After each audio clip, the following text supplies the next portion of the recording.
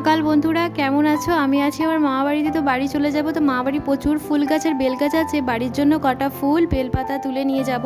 এই বিড়ালটাকে দেখতে পাচ্ছ, সাপটাকে জানো তো প্রায় মেরেই ফেলেছে লেজ কামড়ে কামড়ে। এর জন্য একে বলা হয় বাঘের মাসি। এরা জানো তো সব পারে করতে।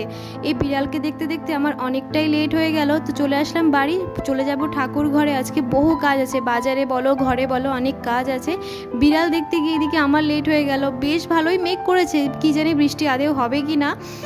আজকে অনেকটা কাজ নিয়ে ভাবলাম একটু সকাল সকাল আসবো, ওর জন্য সকাল মামাবাড়িতে 5:20 নাগাদ উঠে গেলাম। কিন্তু সেই ওই বিড়ালকে আধ ঘন্টা ধরে আমি দাঁড়িয়ে দাঁড়িয়ে দেখছিলাম। 6টা বেজে গেছিলো, 6টা 5 হয়ে গেছিলো। তারপরে আমি জোর কদমে হাঁটা শুরু করলাম। তারপরে দিকে দেখি ঝিরিঝিরি করে বৃষ্টি হচ্ছে। একটু ICDS সেন্টারে গেছিলাম পুচুর ভ্যাকসিনের জন্য।